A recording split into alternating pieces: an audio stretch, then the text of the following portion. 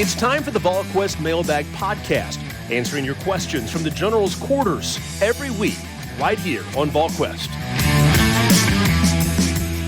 Good Thursday, everybody, and welcome to the Volquest Mailbag Podcast. I'm Eric Cain with Austin Price, Brent Hubbs, and Rob Lewis. Tennessee and Alabama coming up on Saturday. It's a big one, number 6 versus number 3, and all the eyes on college football will be here in Knoxville. We got plenty of questions for this mailbag edition of the podcast, so let's go ahead and get right into it. Sam Smith, 2233, wants to know how Tennessee is going to counter with the cheetah package from Bama when Will Anderson Jr., Dallas Turner, Chris Braswell are all on the field at the same time, and then who starts at safety this week, Brent Hubbs? Well, I think when you look at the cheetah package, I mean, you're going to try to run the football some, try to be physical if you can. But you're going to get the ball out of your hands quickly. Alabama's going to come from a lot of different directions. We'll see. I mean, maybe you run quarterback draw if they get really aggressive uphill. It's not like they're playing 390-pound defensive linemen suddenly in that package, right? I mean, they're physical enough to hold up there. So I think the whole talk of the cheetah package is a little overblown in terms of how that would alter a lot. I don't know that it would alter a lot there. In terms of the safety position, if Jalen McCullough can't go, then I think you'll see Wesley Walker, and I think you'll see Danico Slaughter. And I think you'll see those guys in some kind of rotation, if you will. But I think you would start with Wesley Walker because he's got the most experience. He's played the most safety snaps back there. They repped him before he got hurt in the preseason. Now, what did he get, Eric? 20 snaps, 18 snaps, something like that in the game against LSU? Yeah, something like that. So, we'll see what happens. Rob Lewis, Nike_Vol. Does UT have the best wide receiver group in the SEC? They may have the most productive wide receiver group. I don't know, if an NFL scout thinks it's the best wide receiver room, I don't know about that. But when Tillman's healthy, is it just recency bias because we see them all the time? I don't know that I would take anybody over him, over Tillman, McCoy, and Hyatt for what we've seen in the last couple of weeks. I mean, Brew McCoy is balling out. Yeah. For me, I think there are other wide receivers that are on par with any of those players in the league, right? But from a collective group, that's probably where I do give them the edge because I don't know if anybody has a three-headed monster can lose one guy and not miss a beat the way Tennessee likes to play like Tennessee does. And the guy who's made the best play, the play of the year, doesn't even start. I mean, Ramel Keaton's catch against Florida is the best play that anybody in the group has made. Well, and the other thing, too, is I think anytime you talk about the best group of wide receivers, you're always going to look and see about the quarterback play, right? I think we'd all agree that Booty at LSU is as talented as anybody in the league, maybe the most talented guy in the league. They can't get him the ball. They can't get him the ball down the field. So you got to have quarterback play, too, and Tennessee's getting great quarterback play, which is allowing those receivers to really thrive. And I think Tennessee receivers in this system are always going to be extremely productive as well, Austin. You're right. And here's the thing you got to remember. What Ron Rivera said earlier this week is exactly true. It's a quarterback-driven game. When you're average there, you better be just a total dominating force everywhere else. Offensive line, defense, everything else. But you can just be kind of okay in those other areas. If you got a good quarterback that can drive the train, I mean, it changes everything. So, I mean, I'm with you. I mean, the LSU, Booty is awesome. But when you don't have anybody who can get you the ball, it don't matter how good you are. Now, I'll say this. Jalen Hyatt had a good quarterback throwing him the ball last year, and he wasn't playing like this, okay? And so I don't want to take anything away from the growth of those guys. And what Jalen Hyatt's done in a year's time, I think is just a terrific story. Brew McCoy, as Rob mentioned, Eric, is balling out. And to be able to not miss a beat with the guy that is the security blanket, and when he got hurt, when Cedric Tillman got hurt against Akron, everybody was like, uh-oh, great gasp. And Tennessee's not missed a beat through 2 weeks. Now, they need him back, and they're better when they get him back. But to not miss the beat, that tells you they're pretty deep at the receiver spot. Yeah, and again, other guys stepping up as well. It's been really impressive to watch. Tennessee's collective group is really, really good together with, of course, Hendon Hooker. Austin, let's go back to you. Zusafai wants to know if there's any new smoke on Carnell Tate. Well, we'll see if he makes it here this weekend. I think the plan is for him to be here. We'll see. You never know. I mean, the plan early in the week was Keldrick Falk was coming, and then Florida State shut that down. So, we'll see if, Ohio State gets him to not come or whatever happens. If he makes it here, then that's, obviously a great sign that Tennessee's at least going to get one last swing here with him. He really likes Kelsey Pope a great deal. And, I think, sees the production in this offense, but he also sees the production at Ohio State. It's not like he's saying it's like Tennessee's going up against LSU where they can't move the ball. I mean, Ohio State's put up 1 million points and 1 million yards, all these first-round draft picks. I said it, I've said it before, I'll say it again. The best thing that can happen to Josh Heupel and everyone is Cedric Tillman get drafted really high, right? If Darnell Wright decides to go, he get drafted really high. Like, that stuff matters because kids watch that type of thing, and if somebody's getting drafted in the 4th round versus the 1st round, it's, kids pay attention to it. Let's go to Doolittle Vol. Couple questions here. Does an 11-1 Tennessee team without an SEC championship game appearance make the playoff? And is a 10-2 Tennessee team almost guaranteed to play in the Sugar Bowl? The 10-2 team is in the year 6. That's a lock. 11-1, no appearance in the SEC championship game. It depends, Hubbs.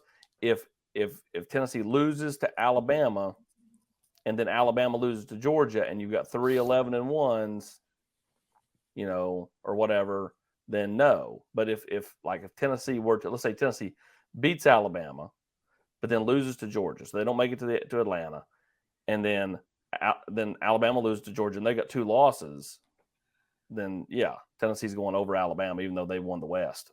Yeah, but you also got to figure out who else around the country is getting there. I mean, where's Michigan? Where's Ohio State?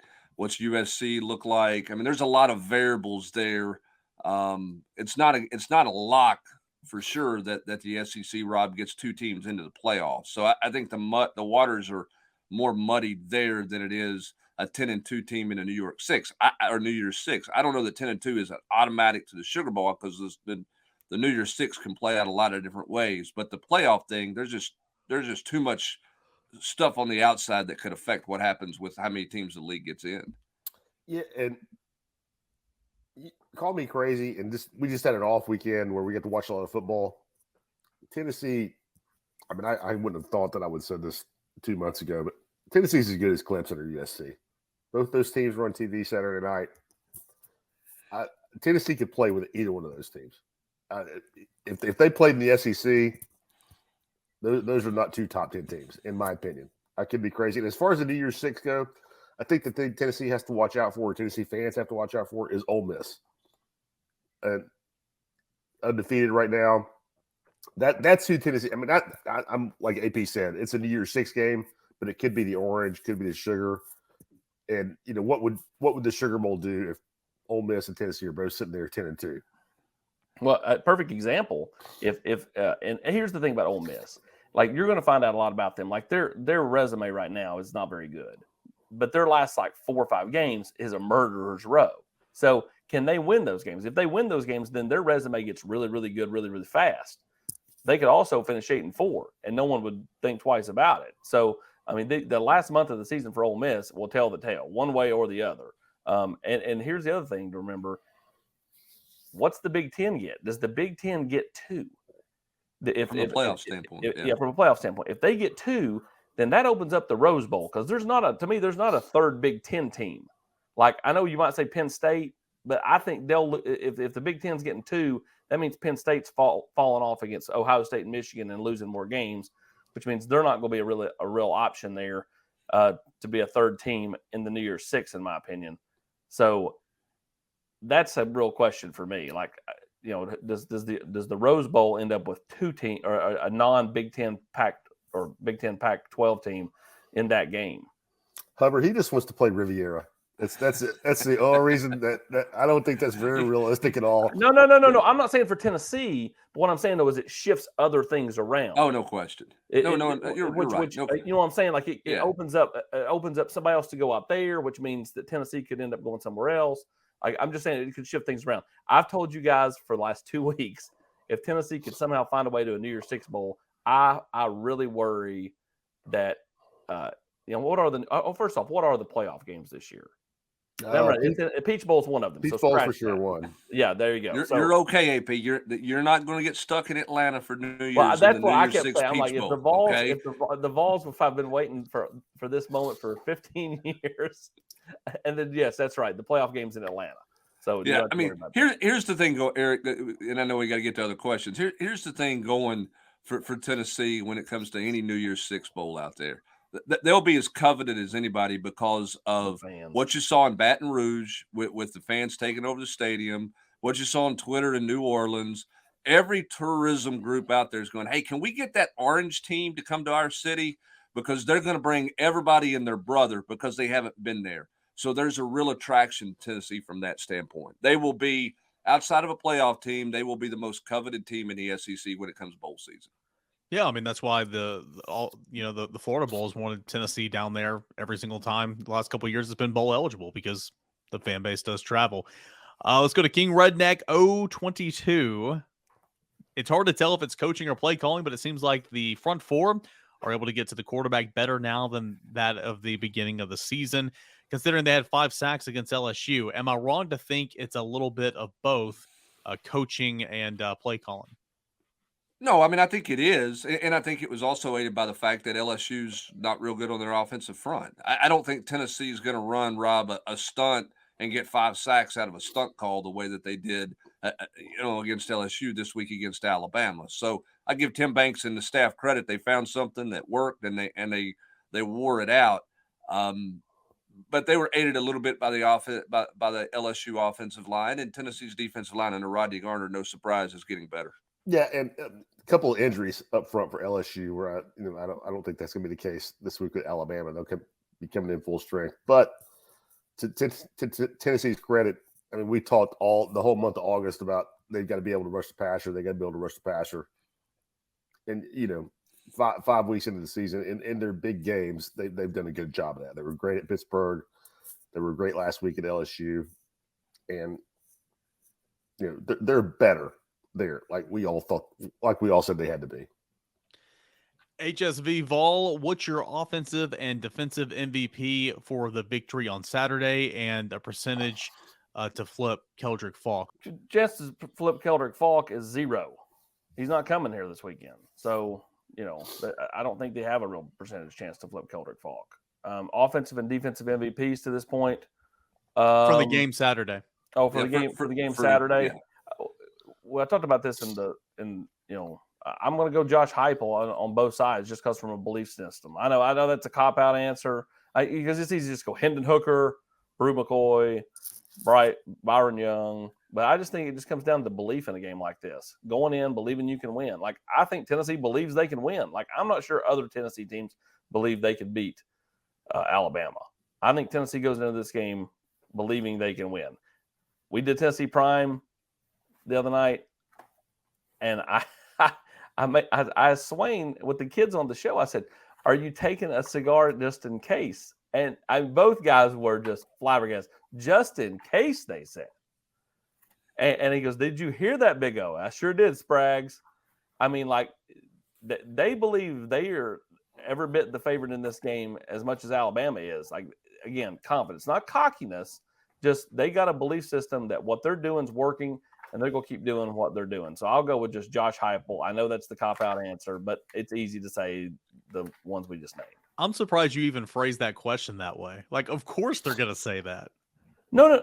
What I phrased it to Swain. Okay, to Swain. Gotcha. Swain, are you taking? I didn't ask the guys if they're taking a cigar. Okay. I asked Swain, is he taking a cigar to the stadium? And but it is what it is. I've got it as having kids on the show. I got to make sure they don't put their foot in their mouth. Yeah. So I mean, I sat down with Darnell, and he gave me an unbelievable quote, and I will not use it because it just is not helpful to him. That is a good quote. I know which one you're talking about. Anybody else for a win on Saturday MVP? Yeah, for me, it's the left tackle position for Tennessee because Will Anderson's going to line up in multiple spots, and I think that Alabama will try to attack the left tackle. So how does the left tackle spot hold up? Gerald Mincey Jeremiah Crawford. What do they do there at left tackle to handle Will Anderson? Alabama likes to overload on that side. They got to communicate well, but I think that left tackle spot on offense is going to be key to allow Hendon Hooker to be able to operate. And then defensively, anybody on the defensive line that can get to the quarterback and cause some quarterback issues, I think. I mean, the whole secondary's got to play better, but Rob, to me, they kind of are what they are. So they got to have help up front. That's why I'll go with the defensive lineman as the key for Saturday. Yeah, I don't really have anything to add to that. And I just will pile on your point. Like, we're 5 games into the year. I don't see a dramatic improvement coming from the secondary. I mean, I think they can get better, but the best way to help those guys is with a pass rush. To add on, got to run the football. Would love to have a good running game, something you couldn't do against Alabama and Georgia last year. So I'll say Jabari Small as well. That's something you haven't been able to do in about a decade and a half against Alabama. Yeah, exactly. Let's go to Thunder Duck 17. Wright coughed up another one against LSU. Luckily, it went out of bounds. Sampson might have been the main reason Hooker took that big shot. He was. Who is going to struggle to get out of the doghouse more? A guy that can't be trusted to protect the football, or a guy that can't be trusted to protect the quarterback? Guys, I feel like for me, for pass protection from a running back standpoint, especially a young running back standpoint, it just takes time, right? And Hendon Hooker spoke on that earlier this week, saying that they talked about it. They watched the film. Everybody makes mistakes. It is what it is. The thing with Jalen Wright, it's most of those haven't been turnovers, but still, you put that football on the ground, eventually it's going to be turnovers. So I would go Jalen Wright in this situation. Obviously, you can't just keep putting the football on the ground. No, to me, it's easy. You can learn your pass protection. If you're a fumbler, I'm not putting that label on Jalen Wright yet. But if look at Melvin Gordon with the Denver Broncos. He's a fantastic running back, and he's a fumbler, has been his entire career. And it comes a point to me where there's a trust level there. We've all met Dylan Sampson and spoken with him, and we've heard coaches rave about him. I think that kid. I bet that's one of the last times that happens. I think having met him and seen how conscientious he is, I think that I agree with Rob on this. I think that was a stark teaching moment for him. Now, you might get beat one play, but flat out not going. That was an MA. Just never see the guy. I'll be surprised if that happens to him again. I don't want to say it. It could happen in the next 3 years, but I think that was a really stark moment for him. Well, and I think, too, your quarterback's going to make sure he knows who he's got, too. Once that happens, I think Hendon Hooker's going to – he's standing right beside him, right? I think Hendon Hooker's going to make sure that he knows. As for this game, Jalen Wright's going to be the first running back off the bench. He's going to play before Dylan Sampson in this game. Long term, I think the upside for Dylan Sampson is really good, but I think the question was, what do you do in this game? I think they're going to go with Jalen Wright. Jalen Wright fumbles. He might not get back on the field, but I think it's going to be Jabari Small, and then the rotation will be with Jalen Wright as the number 2 guy. Rob A, 22, after all these years of watching Saban's defenses, how do you think he and his staff will try to defend Tennessee's offense? Or better yet, you have his defense. How would you play Tennessee on Saturday if you're Alabama? Brent, I think you said early in the week that going to get multiple looks, switching things up, try to bring pressure. Just the normal stuff. But I think for a guy like Hendon Hooker, you got to show him different looks throughout the ball game. Yeah, I think they'll come after him. I think they'll be aggressive. Now, if they think they can get home to Hendon Hooker with Will Anderson off the edge and not have to blitz a ton, then maybe that's the way they go. But I think you'll see Alabama be aggressive here and come after Hendon Hooker. I don't think they're going to sit back and rush 3 and drop 8. I'll be surprised if that's the way that they go about it. They may show that look some, Austin, but I think they're going to be more aggressive than anything else. Well, again, if Bryce Young is able to play, he's going to be limited, and we'll be dealing with pain, as Greg McElroy said. If he's not able to play, obviously it changes him even more. So I think that they'll lean on the defense a lot. Why would you not? You got a really good defense. You bring pressure. You let Will Anderson do his thing. See if you can force Tennessee into an uncharacteristic turnover, or at least Hendon Hooker into an uncharacteristic turnover. And get some momentum that way. The last thing you want to do is have to play from behind with a quarterback that's either injured or your backup or third-string quarterback. Let's go to Joey Mack, 85-81. Do you think in how Heupel schemes up opponents, it gives Tennessee automatically 7 points going into any game?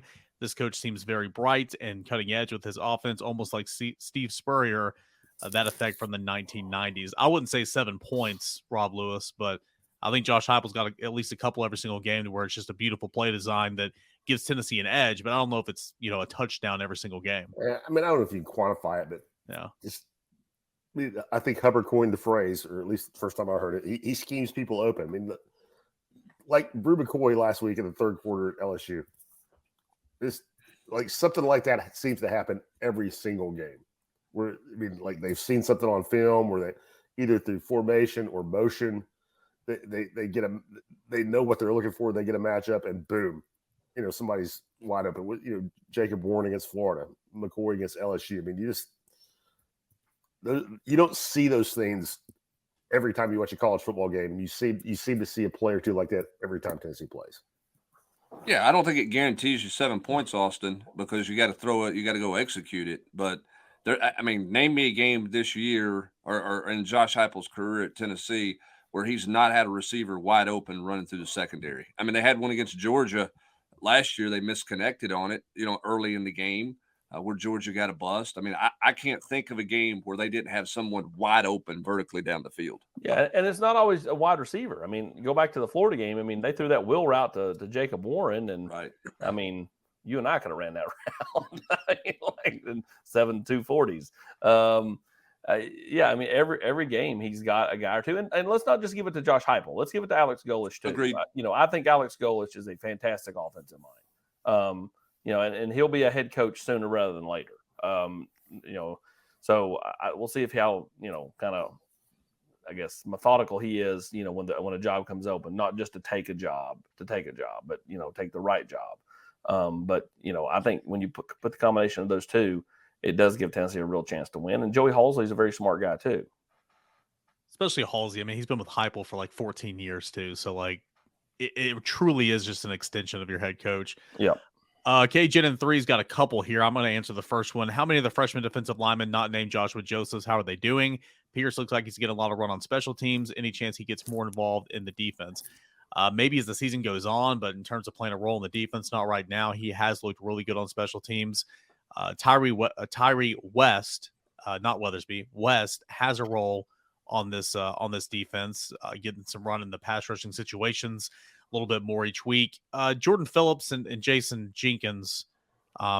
They seem like they're destined for red shirts. Yeah, exactly. So, and I'm not missing a freshman defensive lineman, am I? I don't think so. Okay. Hope that answers that one. Let's go to the offensive line, freshman offensive line staff. Anybody think that they can help there? Will Grant be a contributor? I would assume this is for down the line, Brent, because none of those freshman offensive linemen are going to contribute right now. No, and the reality is, Austin, that's just a position that, you get spoiled when Aaron Sears plays as a freshman. And, Darnell Wright, they threw out there as a freshman. He was big enough to hold his own, but, he wasn't ready. There's not a lot of guys who truly come in ready. That's a developmental position from a mental standpoint. Tennessee obviously needs to stay healthy, wants to stay healthy so that they don't have to dig deep into that world right now. So none of those guys should, that if they're playing this fall, something bad's happened. Yeah, like really, really bad. Like, I'm talking like earth-ending type things. They're just not ready, and they're so far buried down. The guy that's highest on the depth chart is Addison Nichols. If the right injury happened, I could see Tennessee pushing him to be ready at guard. They like Masai Reddick down the line. Brian Grant has everything you want in terms of intangibles. You just got to beef him up a little bit and teach him how to play. So we'll see. Webb was a huge pull last year at wide receiver. Obviously, snaps are few and far between for those guys. But do the coaches like what they've seen from him so far? Austin, anything on or Brent, anybody? Caleb Webb? Just kind of buried. Tennessee's gotten back into that kind of 3 to 3.5, 4-man rotation, and he'll have to earn it again in spring practice. I think they like him. They love Chaz Nimrod. I was going to say before the injury, he was the freshman that was looking good, looking the best. Yeah, and he's been hampered with a foot deal. So I think those guys, their time is coming down the line. The real question is like, here we are. It's year 2 Hubs. Same thing, real small rotation. Going to next year, in theory, Tillman's gone, but I mean, Brew could be back, Hyatt could be back. I mean, like, if you're going to stick with that small man rotation, it's, it makes things harder for some of those guys to get on the field and work their way onto the field. Well, and I mean, the other thing too is if you're going to go tempo, Rob, you can't get those guys. You can't get other guys on the field. You got to put them out there for the start of a series, because if you make that first down and you're going fast, you're not subbing because you're trying to keep the defense on the field. So it's a different type of rotation because you rotate per series. Right now, I don't know that Alex Golesh wants to start many series without those big 3 on the field. Yeah, that's a great point. I think it's interesting because it makes it – you just can't work guys in. And I think, because if they go in, barring a timeout or, something, they're going to play the whole series. And I bring this up because it's pretty clear from what we saw last week, they like Squirrel White. They're not afraid to play Squirrel White. But he went in and they had 2 plays for him. I'm guessing. They had the reverse and the little, the nifty little pass they threw him for the 3rd down conversion. So to your point, unless they really love a guy, it's going to be hard to play, because when you go out there, you're going to be out there until you putt or score. The Vol father, new member of the site, first time contributing, first time caller here. So welcome to the site. Got a couple of questions. I'm going to jump here to his second one. If Tennessee comes in and wins Saturday inside Neyland, what will the expectations be following the victory over Bama and Nick Saban? Win every game. Yeah. Unbeaten. Yeah. Unbeaten for sure. P.S. We don't give a damn about the whole state of Alabama. Nice touch there. Terry chimes in, when Tennessee wins on Saturday, far and away, will it have the best resume in college football so far this season? Will Hooker be a top 2 Heisman contender? Will Heupel be the leading candidate for National Coach of the Year? Brent, how many times have you pinched yourself this week? Have I pinched myself? Yeah. I haven't pinched myself. I don't have any reason to pinch myself. So no, that's not taking place. Look, Rob said it best. You guys said it best on the Rocky Top Roundtable. It's been a fun week, and it is a fun week because it's not a week of dread, right? Because Tennessee's not a 17-point underdog, and you're going, just get through this week and move on because they got no chance to win. So there's no doubt that it's enjoyable over the fact that this is a ball game where Tennessee has a legitimate shot to win the football game. Yeah, I think for me, it's just it helps, just kind of build the brand back up. I mean, how long have Tennessee fans waited for this? I've talked about this for the last couple of years. Look at all the teams in this league that have gotten to double-digit wins. Tennessee is the next to last team since his last one double-digit wins, I believe. Vanderbilt being the longest. I mean, the Vols haven't won double-digit games since 2007. They haven't won more than 8 since 2007. They've not even won 9 in the regular. I'm talking about the regular season. I'm not talking about tacking on a low-tier bowl game. To have this kind of momentum, be 5-0, have game day here. If they do win, I expect them to go rocketing up way higher than 6 and 8, respectively, because I do think their resume drastically changes with a win over Alabama. Again, this is Alabama, though, and I caution everyone, Alabama thrives on being this team that comes in there and just rips your soul out. Everybody's talking, the Vols. Everybody's picking the Vols. Josh Pate's picking the Vols. J.D. Pickell's picking the Vols. Oh, everybody loves hug. Alabama thrives on that. Yep. And I don't know who I'm picking as of now. I think it's going to be a really close football game. I really do. But at the same time, like, Alabama will be motivated by all this chatter and talk about Tennessee all week long. Yeah, Hubbard, for the first time in a long time, I don't feel like the highlight of my week, Bama week, is going to be escorting Austin Price to the Whataburger off Highway 280 in Hoover on the way back from Tuscaloosa. Yeah, it feels different. Listen, if Tennessee beats Alabama, I mean, I don't know about top 2, but Hendon Hooker's got a great shot to be in New York as a finalist for the Heisman Trophy. And Josh Heupel can certainly be in the conversation for National Coach of the Year. Doesn't mean he's a lock to get it. We'll see what happens with other teams. But the more you win, the more you put yourself in those conversations. And if Tennessee were to win, they would definitely be in those conversations with those other 2 points. Got some recruiting here from Hockey 1608. Any other committed players considering Tennessee besides Keith Khalifa and Aiden Williams? Also, I would add Dante Dowell, the running back commit of Oregon, into that conversation right now. Anybody else? Yeah, he's coming in this weekend. Again, Tennessee should get Keith and Dowell in this weekend. Try to figure out what they want to do at the running back position. See who they can potentially flip or, kind of get the ear of. But yeah, I mean, those are the main guys I expect here this weekend, minus, the big ones with Tamarion Parker coming in town, David Hobbs coming in town, but those guys are not committed anywhere. Any other players to keep an eye on in terms of getting an offer soon, or any players in this class that might not be in this class when it's all said and done, if you haven't already read between the lines there? Yeah, I mean, I have a tough time seeing Will Stallings in this class. But, I mean, again, we kind of thought that when they took him, and it certainly seems like, Tennessee's recruiting past him with all these running backs they're looking at. Rob, in your opinion, what has allowed this UT staff to seemingly turn things around so quickly where previous staffs, Dooley, Jones, Pruitt, have failed? I mean, I'm not in the building every day, but from the outside looking in, it's the head coach. I mean, he doesn't act like he's the smartest guy in the room, and I think he probably is usually the smartest guy in the room. And we've talked about this, and being a great player does not lead to being a great coach at all, ever.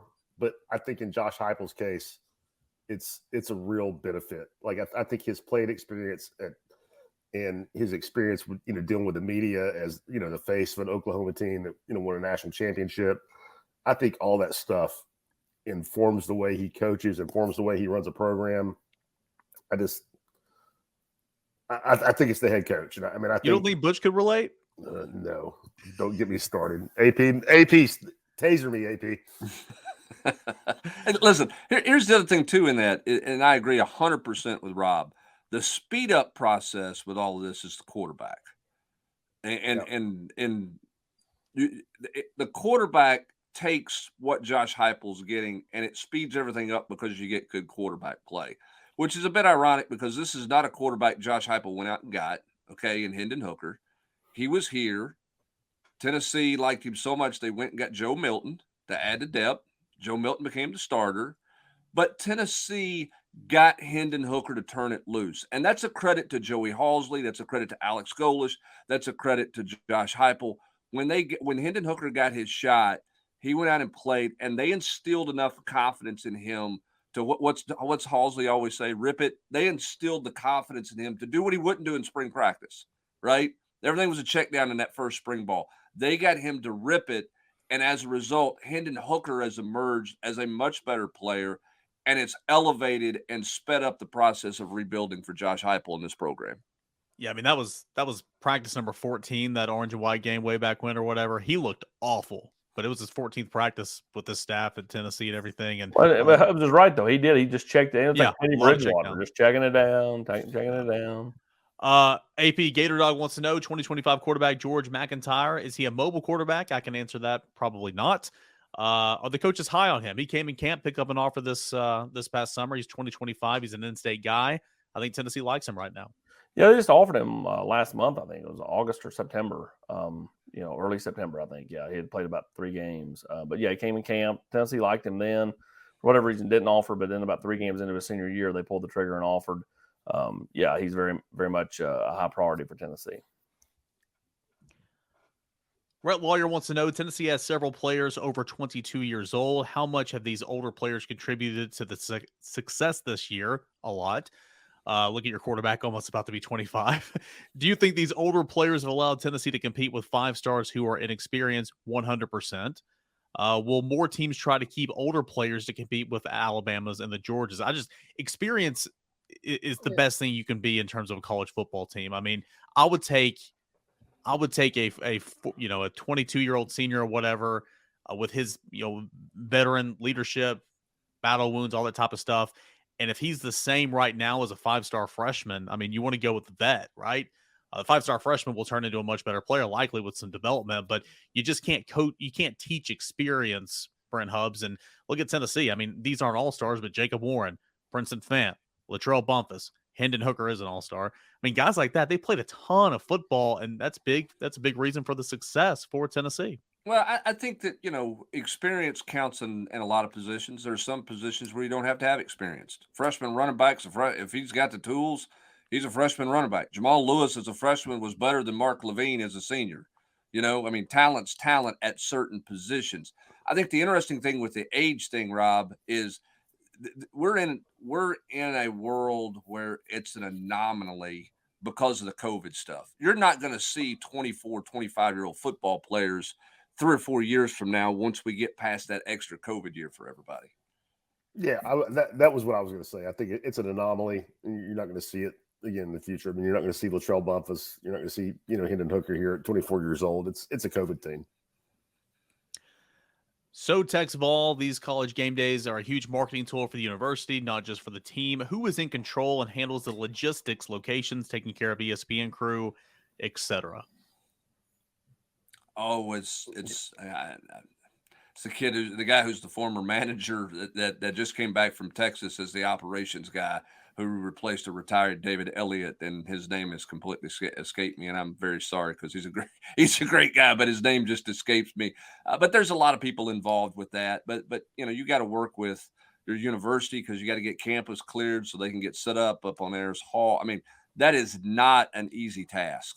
And there has been a ton of meetings, Zoom calls, conference calls this week because you got SEC Nation also coming in.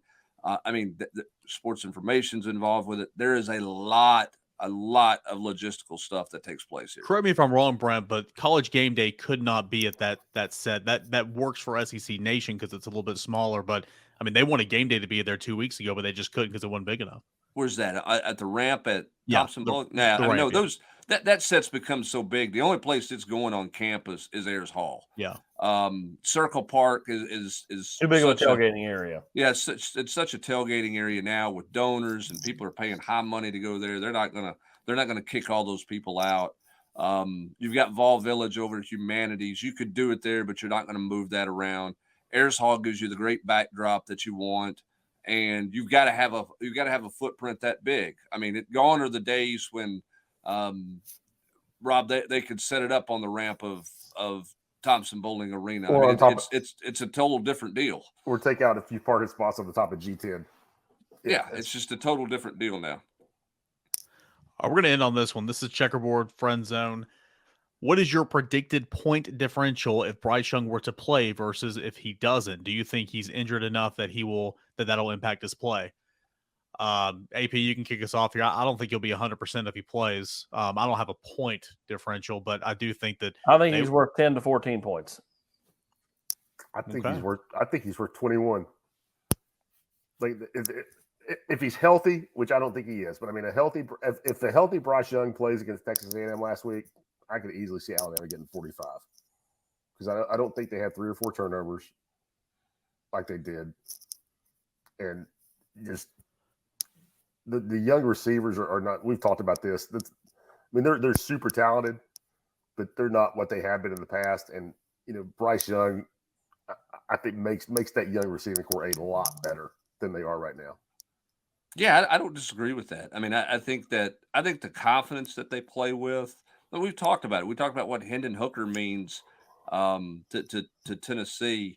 And I think Bryce Young means that to Alabama. I mean, if you take Hendon Hooker out of Tennessee's offense, how many points are you going to take away? No offense to Joe Milton, but you're going to take a lot of points away. And I think Bryce 14, Young, baby, Joe Milton for life. I think that Bryce Young, because of the confidence and the talent, means that much to them. By the way, event management director's name James Barr. Sorry, James, I apologize for losing that in my head there. So I'll give you a little shout out today. Good luck to you this weekend because you got your hands full with everything that's in town this weekend, Eric Cain. Yep. It's a huge weekend coming up here on the banks of the Tennessee River on campus, Tennessee and Alabama. We got full coverage all week long. We've had a good week so far. It's been a fun week, as you guys have already pointed out, and it's going to be a fun weekend, and you can have it all at Volquest.com, $1 for 1 year. It's Bama week. No better time to join us, $1 for 1 year. And, of course, pound that like button, subscribe on the YouTube channel as well. For Awesome Price, Brent Hubbs, Rob Lewis, I'm Eric Cain. This has been the Volquest Mailbag Podcast. Enjoy the rest of your Thursday, everybody. You've been listening to the Volquest Mailbag Podcast every week right here on Volquest.